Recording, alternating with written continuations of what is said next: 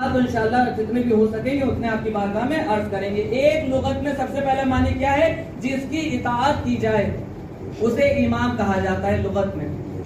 کسے امام کہیں گے؟ جس کی اطاعت کی جائے۔ میرے ساتھ بولیے گا تو مجھے لگے گا کہ میری بات آپ تک پہنچ رہی ہے۔ کوئی بھی خطیب، کوئی بھی شاعر کی ضرورت نہیں ہوتی ہے کہ عوام میں اسے داد دی جائے یا واہ واہ کی جائے۔ بس آپ کا بولنا، جو ممبر پہ بیٹھا ہوتا ہے چاہے وہ شاعر ہو یا خطیب، آپ کا بولنا یہ بتاتا ہے کہ جو خطیب ہے اس کی بات آپ تک پہنچ رہی ہے۔ لہٰذا میرے ساتھ چلیے گا۔ تو لغت نے سب سے پہلا معنی کیا بتایا؟ جس کی اطاعت کی جائے اسے امام کہا جاتا ہے۔ لغت نے آگے بڑھ کر کہا کہ جو آگے ہو اسے امام کہا جاتا ہے۔ جو آگے ہو اسے امام کہا جاتا ہے۔ جو جماعت سے آگے کھڑا ہوتا ہے اسے امام جماعت کہا جاتا ہے۔ جو جماعت کے آگے کھڑا ہو اسے امام جماعت کہا جاتا ہے، یعنی جماعت کا امام۔ جو محلے کے آگے کھڑا ہو اسے محلے کا امام کہا جاتا ہے۔ جو خاندان کے آگے کھڑا ہو اسے خاندان کا امام کہا جاتا ہے۔ امام کون ہے؟ لغت کے حساب سے جو آگے ہو۔ اب امام آگے کھڑا ہے، پیچھے جماعت کھڑی ہے، نماز پڑھ رہی ہے جماعت سے۔ اب جماعت میں سے ایک شخص چاہتا ہے کہ میں سجدے میں چلا جاؤں، بتائیے چلا جائے گا؟ نہیں جائے گا۔ کیوں نہیں جائے گا؟ کہا جب تک امام نہیں جائے گا تب تک پیچھے جماعت میں جو مامومین ہیں وہ سجدے میں نہیں جا سکتے۔ یعنی جو آگے ہوتا ہے وہ اشارہ کرتا ہے، جو پیچھے ہوتے ہیں وہ اشارے پر چلتے ہیں۔ جو آگے ہوتا ہے وہ اشارہ کرتا ہے، جو پیچھے ہوتے ہیں وہ اشارے پر چلتے ہیں۔ تو اب دنیا ڈھونڈ کر لائے کوئی ایسا ہو کہ اشارہ کرے تو سورج پلٹ آئے، اشارہ کرے تو ستارہ در پہ اتر آئے، اشارہ کرے تو مردہ زندہ ہو جائے، اشارہ کرے تو زندہ مردہ ہو جائے۔ تو پوری کائنات ڈھونڈتی رہے، ہمیں ڈھونڈنے کی ضرورت نہیں ہے۔ ہمارے پاس مولائے کائنات جیسی شخصیت موجود ہے، حضرت علی ابن ابی طالب جیسی شخصیت ہے۔ اشارہ کرے تو سورج پلٹ آئے، اشارہ کرے تو ستارہ در پر اتر آئے، اشارہ کرے تو زندہ مردہ ہو جائے، اشارہ کرے تو مردہ زندہ ہو جائے۔ اب جو اشارے پر چلتا ہے وہ پیچھے ہوتا ہے، جو اشارہ کرتا ہے وہ آگے ہوتا ہے۔ اب کس کے اشارے پہ سورج چل رہا ہے؟ کہا علی کے اشارے پہ سورج چل رہا ہے۔ اب سورج پیچھے ہے، علی آگے ہے، ستارہ پیچھے ہے، علی آگے ہے، چاند پیچھے ہے، علی آگے ہے، جنت پیچھے ہے، علی آگے ہے، سلسبیل پیچھے ہے، علی آگے ہے، آسمان پیچھے ہے، علی آگے ہے، فضا پیچھے ہے، علی آگے ہے، خلا پیچھے ہے، علی آگے ہے، عرش پیچھے ہے، علی آگے ہے، کرسی پیچھے ہے، علی آگے ہے۔ یہ ساری چیزیں انسان پوچھ سکتا ہے کہ کیوں پیچھے ہیں؟ یہ ساری چیزیں پیچھے ہیں، علی آگے ہے۔ وجہ کیا ہے؟ کیونکہ یہ ساری چیزیں مل کر بنتی ہے کائنات، اور علی ہے مولا کائنات۔ واہ واہ واہ واہ واہ، کیا کہنا، جزاک اللہ، واہ واہ واہ۔ سلوات بھیجیے پر محمد۔ لغت کا دوسرا معنی کیا ہے؟ جو آگے ہو۔ لغت نے ہمیں تیسرا معنی یہ بتایا کہ جو مثال کے لیے کروں، جو مستری ہوتا ہے ہمارے یہاں، جو بننا ہوتا ہے، کاریگر مستری جب دیوار بناتا ہے تو آپ نے دیکھا ہوگا دیوار سیدھی رہے اس کے لیے وہ ایک سول کا استعمال کرتا ہے۔ اس کے ہاتھ میں جو سول ہوتی ہے جو دیوار کو سیدھا کرتی ہے، اس سول کو لغت میں امام کہتے ہیں۔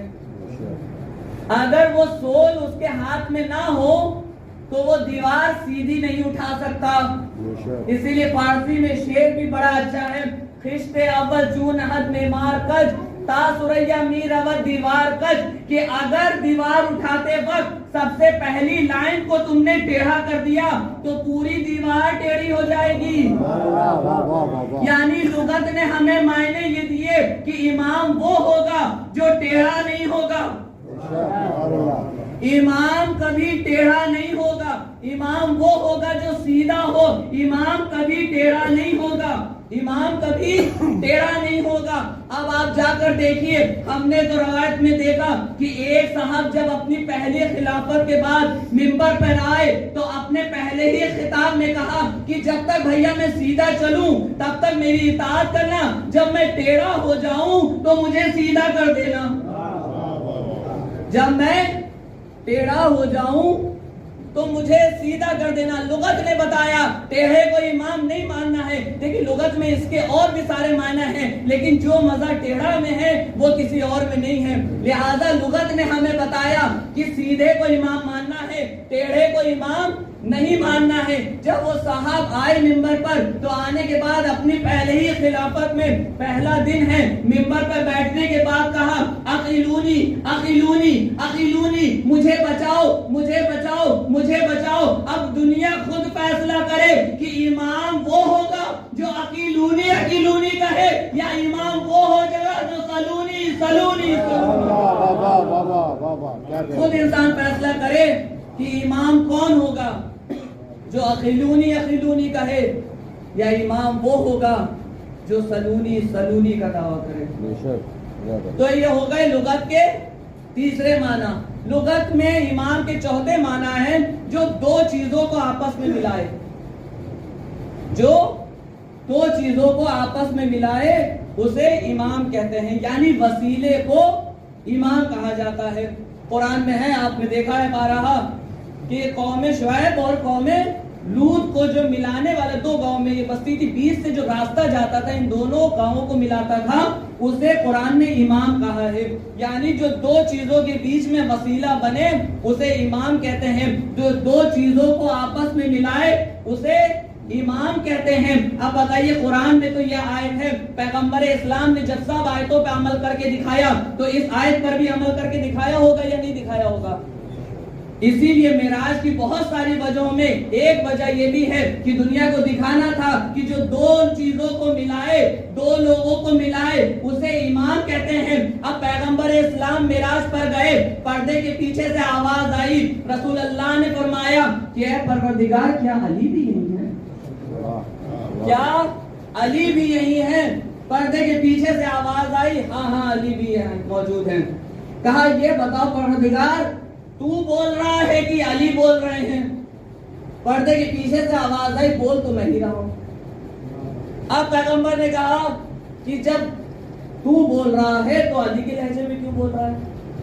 अब आवाज़ कुदरत आई कि जब मैंने पैगंबर इस्लाम अपने दिल को टटोला तो मैंने देखा मेरे दिल में सबसे ज्यादा तेरी मोहब्बत थी, लेकिन ऐ मेरे रसूल, ऐ मेरे हबीब, जब मैंने तेरे दिल को टटोला तो तेरे दिल में सबसे ज्यादा अली की मोहब्बत थी, लिहाजा मैंने अली का लहजा अपनाया। तो जो दो चीजों को आपस में मिलाए वो इमाम होता है। अब मेराज से पैगंबर इस्लाम आए वापस, और आने के बाद लोग जमा हुए, असहाब का मजमा था, चाहने वालों की भीड़ थी। लोगों ने पूछना शुरू किया कि पैगंबर इस्लाम मेराज पर क्या हुआ, अल्लाह ने किस लहजे में बात की। ज्यादातर लोगों का सवाल यही था कि किस लहजे में बात की। देखिए इंसान का सवाल बता देता है कि उसका इरफान कैसा है, इंसान का सवाल बता देता है कि उसका इल्म कैसा है। अब लोग पूछ रहे थे कि अल्लाह ने किस लहजे में बात की। जनाब सलमान आगे बढ़े, कहा क्या बात की। अब पैगंबर इस्लाम ने बयान करना शुरू किया। तवज्जो का तालिब हूं, पैगंबर इस्लाम ने बयान करना शुरू किया। क्या बयान किया, कहा, और यहाँ पे एक बात आपके सामने अर्ज कर दूं, पैगंबर इस्लाम की ये जो मेराज है, सारी फजीलतें एक तरफ हैं, मेराज एक तरफ है। अगर ऐसा ना होता तो तारीख में हमें देखने को मिला कि जितना इख्तिलाफ पैगंबर इस्लाम की मेराज में किया है उतना किसी चीज में नहीं। क्योंकि अगर मेराज को मान लिया तो नबूवत भी साबित हो रही है, इमामत भी साबित हो रही है। सबसे ज्यादा इख्तिलाफ पैगंबर इस्लाम की मेराज में क्या, कहा वो जिस्मानी नहीं हुई, ये रूहानी हुई, ये दीगर चीजें। अब पैगंबर इस्लाम ने जब बयान करना शुरू किया तो सबसे पहली फजीलत जो बयान की तो उसमें मौलाए कायनात, जाहिर सी बात है, अली को छोड़कर कहाँ जाओगे, मेरा मौला जहाँ जाओगे वहां पाओगे, बस एक ही जगह बचती है, चले जाओ वहां, आप बेहतर जानते जहन्नम है, अली से बचना है, चले जाओ वहां। अब पैगंबर ने बयान करना शुरू किया कि मैं जिब्राइल के साथ जा रहा था, میں پہلے آسمان پر پہنچا تو میں نے دیکھا کہ ایک سرخ یاقوت کا محل ہے، سرخ یاقوت کا محل ہے، اور اس یاقوت کے محل کے چاروں طرف فرشتے سجدہ رہے تھے۔ تو فرشتے دربان بھر کر دروازے پر کھڑے ہوئے ہیں۔ پیغمبر اسلام نے کہا ہے جبرائیل جا کر پتا کرو محل کس کا ہے۔ دیکھیے پیغمبر کو پتا سب ہے، ہمیں بھی پتا چل جائے اس لیے پوچھ پا رہے ہیں۔ کہا ہے جبرائیل جا کے پوچھو کہ محل کس کا ہے۔ اب جیسے ہی کہے جبرائیل فرشتوں سے پوچھا یہ بتاؤ یہ محل کس کا ہے، کہنے لگے فتح بنی ہاشم۔ فرشتوں نے جواب دیا فتح بنی ہاشم۔ کیا جواب دیا؟ فتح بنی ہاشم، بنی ہاشم کے ایک جوان کا محل ہے۔ پیغمبر اسلام جبرائیل کے ساتھ دوسرے عرش پر پہنچے، پھر دیکھا ویسے ہی یاقوت کا محل ہے، فرشتے سجدہ ریز ہیں، دو دربان کھڑے ہیں۔ پیغمبر اسلام نے کہا کہ جاؤ سوال کرو، پھر وہی سوال، پھر وہی جواب، فتح بنی ہاشم۔ پھر تیسرے پر عرش پہ گئے، تیسرے آسمان پہ گئے، وہاں بھی پہنچے، وہاں بھی یہی سوال یہی جواب، فتح بنی ہاشم۔ چوتھے آسمان پر گئے، چوتھے آسمان پر بھی یہی سوال یہی جواب، فتح بنی ہاشم۔ پانچویں پہ گئے یہی سوال یہی جواب، فتح بنی ہاشم۔ چھٹے پہ گئے یہی سوال یہی جواب، فتح بنی ہاشم۔ جب ساتویں پہ گئے وہاں بھی دیکھا سرخ یاقوت کا محل، پھر سوال کیا، پھر وہی جواب ملا، فتح بنی ہاشم۔ اب اس کے بعد سدرۃ المنتہا پہ جبرائیل رک گئے، پیغمبر اسلام عرش کی سیر کرنے نکل گئے۔ جب واپس آئے تو جبرائیل سے کہنے لگے اے جبرائیل یہ بتاؤ، یہ تو پتا چل گیا کہ یہ سارے محل فتح بنی ہاشم کے ہیں، بنی ہاشم کے کسی جوان کے ہیں، لیکن یہ نہیں پتا چلا کہ وہ جوان ہے کون۔ جاؤ جبرائیل جا کر پتا کرو کہ وہ جوان ہے کون۔ اب جبرائیل آئے اور فرشتوں کے پاس آنے کے بعد کہنے لگے ہمیں یہ تو پتا چل گیا کہ یہ سارے محل اس بنی ہاشم کے کسی جوان کے ہیں، لیکن وہ جوان ہے کون۔ اب فرشتوں نے دستے ادب کو جوڑا، کہا ہے استاد محترم آپ کو تو نہیں پوچھنا چاہیے، قصیدہ آپ ہی کو تو لے کر جائیں گے، لا فتح الا علی لا سیف الا ذوالفقار۔ نعرہ حیدری حیدری، آواز بلند تر صلوات۔ جبرائیل آپ کو تو نہیں پوچھنا چاہیے، آپ ہی تو قصیدہ لے کے جائیں گے، لا فتح الا علی لا سیف الا ذوالفقار۔ اب جب یہ فضیلت سنی تو پیغمبر اسلام کے پاس بیٹھنے والے سب چاہنے والے تو تھے نہیں، بہت سارے منافق بھی تھے، لوگوں کے منہ بن گئے۔ اب کچھ چاہنے والوں نے جب علی کے فضائل سنے، دیکھیں جب علی کے فضائل مومن سنتا ہے تو خوش ہو جاتا ہے اور وہ چاہتا ہے کہ اور سنے۔ کہا یا رسول اللہ اور بیان کریے۔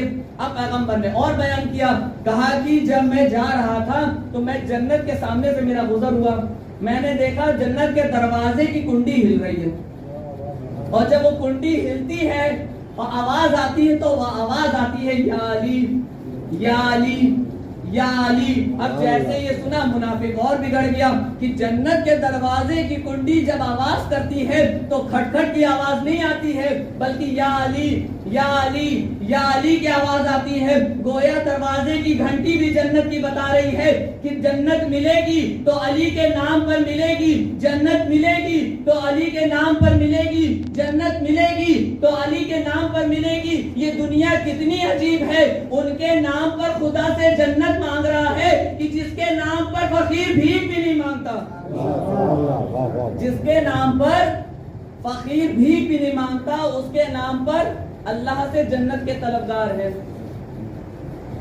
یہ انسان کی عقل کی بات ہے، اور مولا کائنات کی فضیلت چمکتے ہوئے سورج کی طرح ہے جو سب پر آشکار ہے۔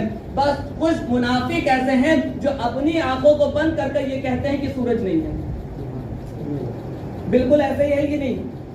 علی کے مولا علی کے ہمارے فضائل کائنات پر ایسے روشن ہیں جیسے سورج کی روشنی۔ اب منافق یہ کرتا ہے کہ کمرے میں بیٹھ گیا اور اپنی آنکھیں بند کر لی دن میں، وہ کہہ رہا ہے سورج نہیں، بس ایسے ہی کیا مولا علی کے دشمنوں نے۔ اب یہ معراج بہت عظیم سانحہ ہے جو تاریخ نے اپنے دامن میں اس کو چڑھا دی، پیغمبر اسلام کی معراج۔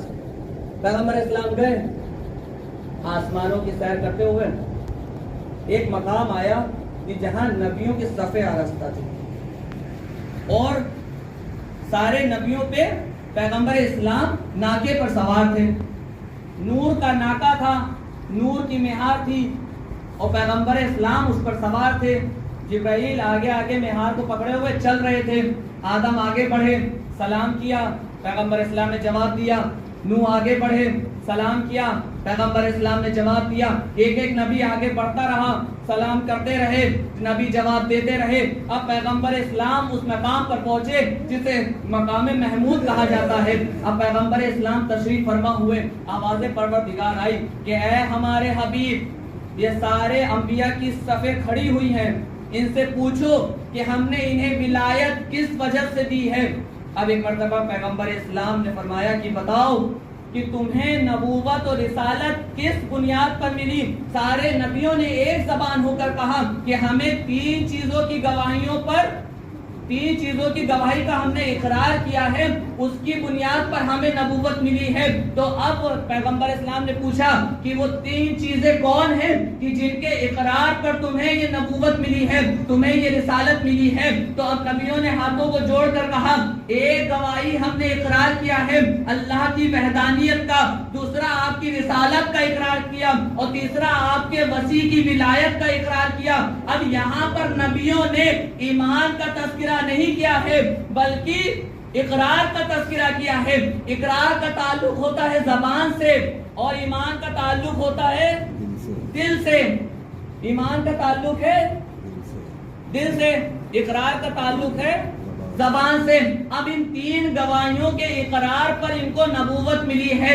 جب اللہ کی وحدانیت کا اقرار کیا ہوگا تو سارے نبیوں نے کہا ہوگا لا الہ الا اللہ, اور جب نبی کی رسالت کی گواہی کا اقرار کیا ہوگا تو کہا ہوگا محمد الرسول اللہ, اور جب علی کی ولایت کی گواہی دی ہوگی تو کہا ہوگا علی ولی اللہ. اب دنیا ہم سے سوال کرتی ہے آپ نے یہ تیسرا کلمہ بڑھایا کیسے؟ ہم سے سوال نہ کرو بلکہ ہم تم سے سوال کرتے ہیں, یہ تین کلمے تو نبیوں کے کلمے تھے, آپ نے گھٹائے کیسے؟ یہ کلمے تو نبیوں کے تھے تین, آپ نے گھٹائے کیسے؟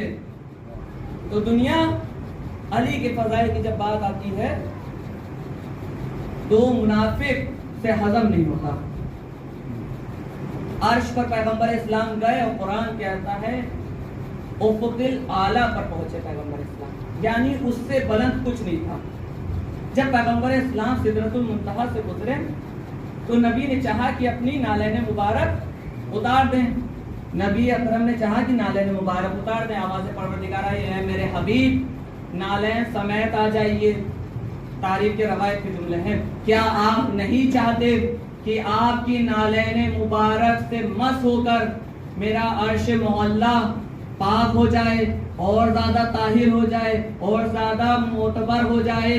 اب پیغمبر اسلام تاریخ کہتی ہے کہ نالین کے ساتھ عرش پر گئے, سب سے زیادہ بلندی پر تھے پیغمبر اسلام. کہاں پر تھے؟ سب سے زیادہ بلندی پر.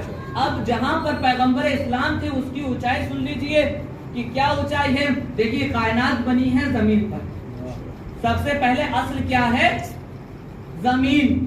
زمین سے پہلے آسمان کی دوری کتنی ہے؟ 500 سال. جب کوئی تیز کان گھوڑا سفر کرے گا تب زمین سے پہلے آسمان تک پہنچے گا. تو پہلے آسمان, زمین سے پہلے آسمان کی دوری کتنی ہے؟ جب ایک تیز رفتار گھوڑا 500 سال تک سفر کرے گا تب وہ جب جہاں پہنچے گا وہاں پہلا آسمان ہے. اتنی دوری ہے. اب پہلے آسمان سے دوسرے آسمان کی دوری 500 سال کی نظر کی ہے. جب یہ نظر 500 سال تک سفر کرے گی تب پہلے آسمان سے دوسرے آسمان تک پہنچے گی. پھر اسی طرح دوسرے آسمان سے تیسرے آسمان کی دوری ہے. دیکھیے اپنے مولا کائنات کی فضیلت کو سمجھیے کہ علی کتنا بلند ہے. زمین سے 500 سال کا سفر جب گھوڑا کرے تب پہلے آسمان پر پہنچے. پہلے آسمان سے جب نظر 500 سال کا سفر کرے تب دوسرے آسمان کو پہنچے. اب دوسرے آسمان سے تیسرے آسمان کا بھی اتنا ہی فاصلہ, تیسرے سے چوتھا بھی. اب زمین پر ہے پہلا آسمان, پہلے آسمان پہ ہے دوسرا آسمان, دوسرے آسمان پہ ہے تیسرا آسمان, تیسرے آسمان پہ ہے چوتھا آسمان, चौथे आसमान के ऊपर है पांचवा आसमान, पांचवें आसमान के ऊपर है छठा आसमान, छठे आसमान के ऊपर है सातवां आसमान, सातवें आसमान के ऊपर है खला, खला के ऊपर है बादल जो सुरमई रंग के हैं, उसके ऊपर जन्नतुल मावा है, उसके ऊपर सिदरतुल मुंतहा है, उसके बाद हिजाबात के पर्दे शुरू होते हैं, उसके ऊपर है हिजाबे शौकत, हिजाबे शौकत के ऊपर हिजाबे हिल्म, हिजाबे हिल्म के ऊपर हिजाबे इल्म, हिजाबे इल्म के ऊपर हिजाबे बरकत, हिजाबे बरकत के ऊपर हिजाबे रहमत, हिजाबे रहमत यहाँ से हिजाबात का सिलसिला हुआ तमाम, उसके ऊपर है कुर्सी, कुर्सी के ऊपर है अर्श, अर्श के ऊपर है नबी की नालैन मुबारक। अब नबी की नालैन मुबारक पर है नबी के कदम, नबी के कदम के ऊपर है नबी के जानू, नबी के जानू के ऊपर है नबी के कमर, नबी के कमर के ऊपर है नबी के शिकम, नबी के शिकम के ऊपर है नबी का सीना, नबी के सीने के ऊपर है नबी के दोष। अब दुनिया जरा फिक्र गौर और फिक्र करे और अंदाजा लगाए कि वो कितना बुलंद होगा जो नबी के दोष पर सवार होगा। दुनिया अंदाजा लगाए कि वो कितना बुलंद होगा जो नबी के दोष पर सवार होगा। अली का मुकाबला कायनात में कोई नहीं कर सकता। बाद पैगंबर कायनात की अफजल तरीन जात मौलाए कायनात की है। शुक्र का सजदे जितने करें कम है कि हमें अहले बैत जैसी शख्सियत मिल गई।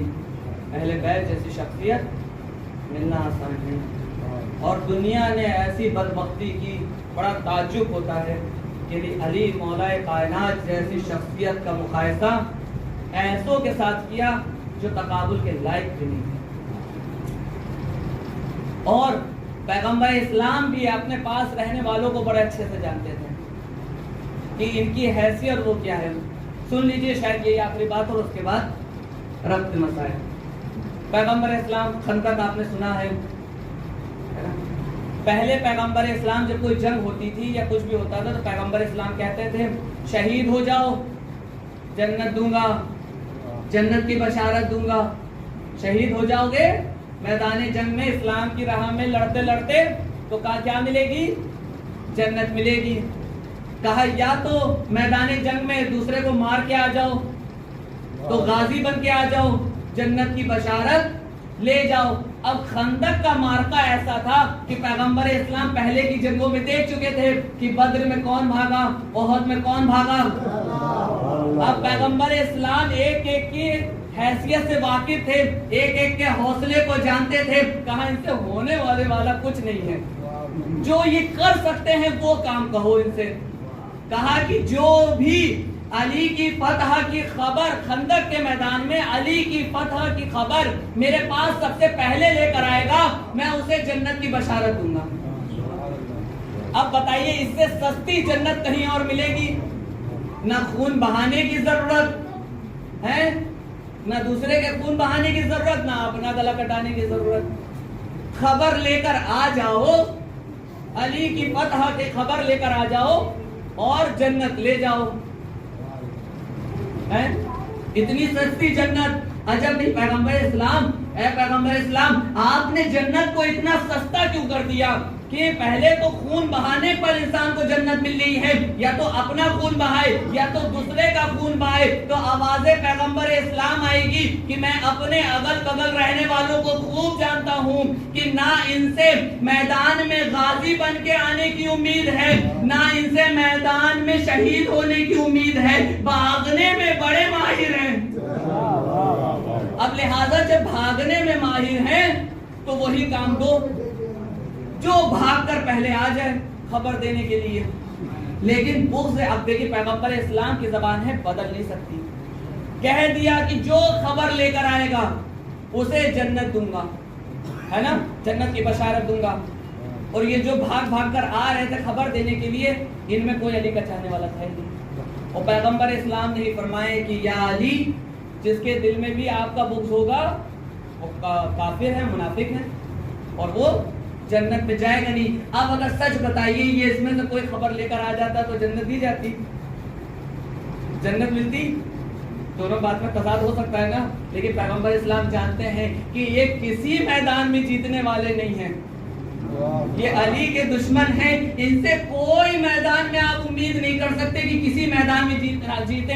हर मैदान में इन्होंने हार का मुंह देखा है। अब यहाँ भी जैसे ही अली ने उमर इब्न अब्दवत को कत्ल किया, इधर से 100 अफराद दौड़े कि जन्नत की लालच पे जल्दी से खुशखबरी दो, इधर से सब दौड़ते हुए आ रहे हैं। जैसे ही जनाब सलमान फारसी ने मंजर देखा, बगल में बैठे हुए थे, कहा या रसूल अल्लाह मुबारक हो, अली को फतह नसीब हो गई।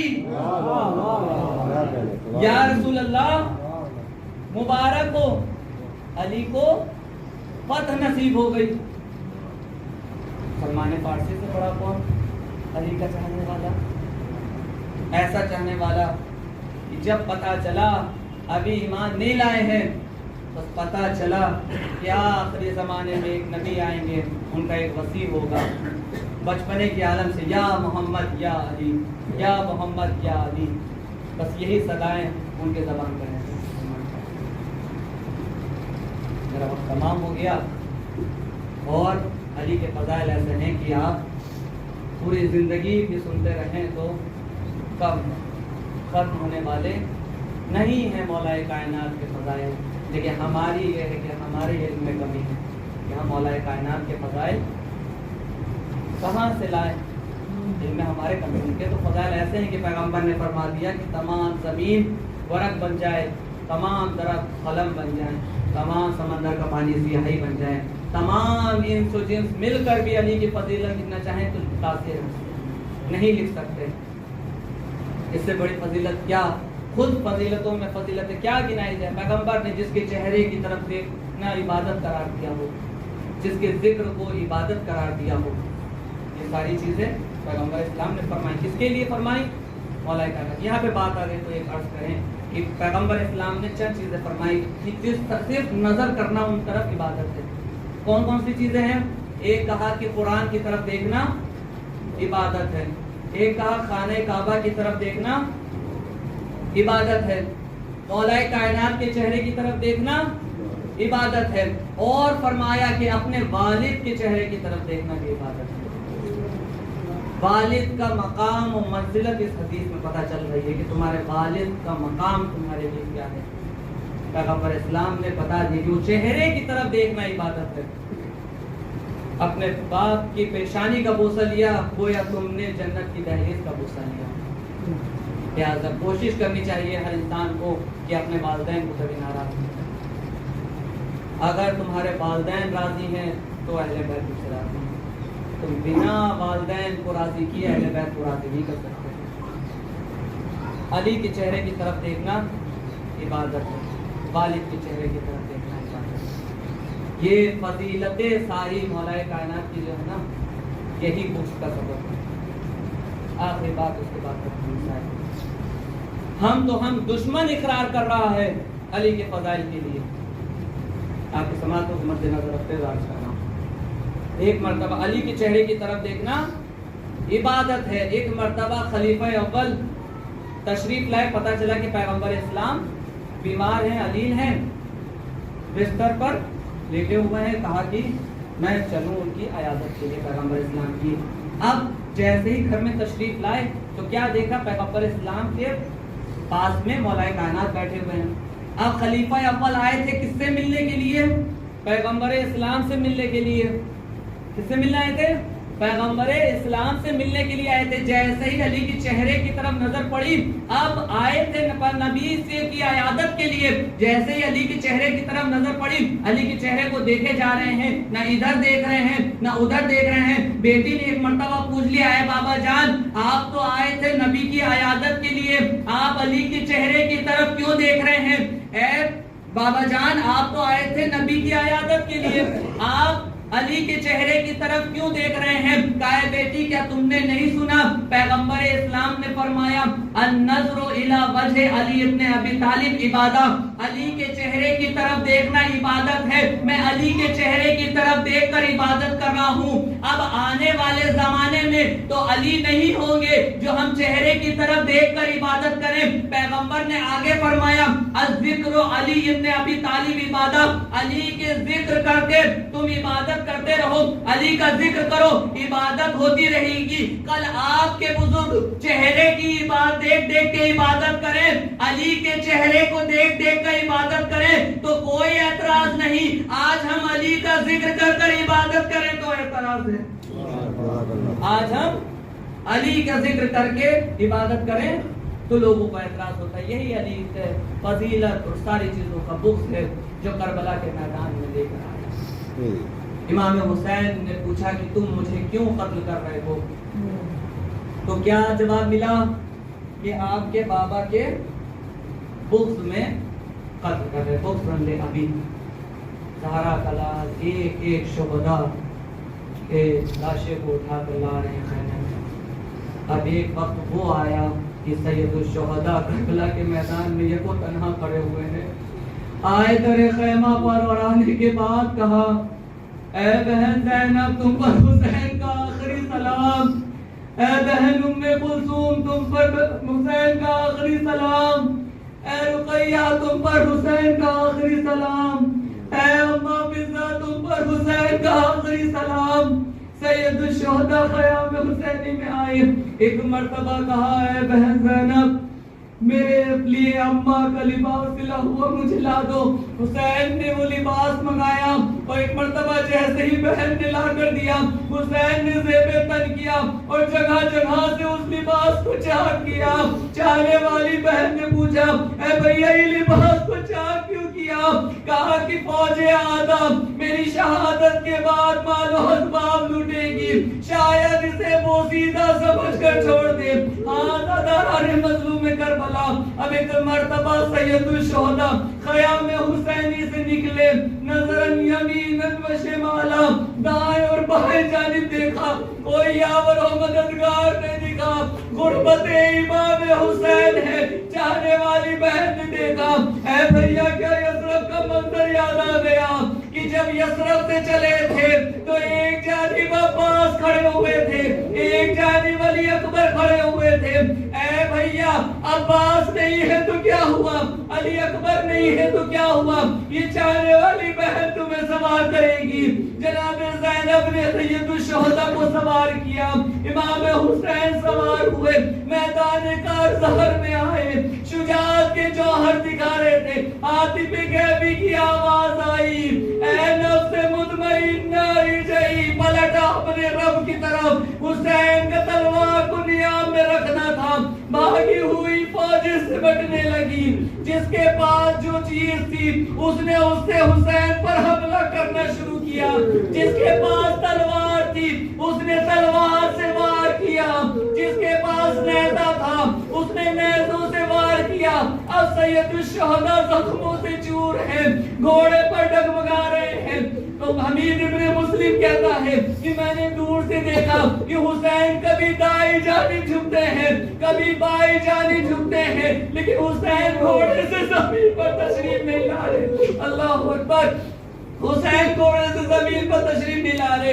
آگے ماجرا کیا ہے؟ حمید ابن مسلم کہتا ہے کہ میں نزدیک گیا, میں حسین کے جب قریب پہنچا تو میں نے کیا دیکھا, کچھ نیزہ سوار نیزہ لیے ہوئے حسین کے دائیں اور بائیں جانب کھڑے ہیں. جب حسین دائیں جانب سے اترنا چاہتے ہیں نیزے والے نیزے کو چھپوتے ہیں, حسین کی پسلیوں کو توڑتے ہیں, بائیں جانب جھکتے ہیں. جب بائیں جانب سے اترنا چاہتے ہیں بائیں جانب والے نیزہ چھپوتے ہیں. اللہ جانے زہرا کا لال کس طرح سے گھوڑے سے زمین پر آیا. زیارت ناحیہ میں امام فریاد کر رہے ہیں, میرا سلام ہو میرے جد حسین پر کہ باوقت شہادت جس کا جنازہ نہ گھوڑے کی زین پر تھا اور نہ زمین پر تھا بلکہ تیروں پر معلق ہو گیا تھا. ادھر سے شبر ملعون خنجر لے کر چلا, ضربوں پہ ضربیں لگ رہی ہیں, ایک ایک شخصیت جا رہی ہے. ایک مرتبہ سارے ملائکہ گئے, ضربوں پہ ضرب لگ رہی ہے, تمام انبیاء چلے گئے. جب سب چلے گئے ایک مرتبہ حسین نے بڑی حسرت و یاس سے آسمان کی جانب دیکھ کر کہا, اماں. ادھر سے فاطمہ زہرا کی آواز آئی, اے میرے لال حسین گھبرانا نہیں, سب چلے جائیں, یہ دکھیاری ماں تجھے چھوڑ کر نہیں جائے گی. ماں کی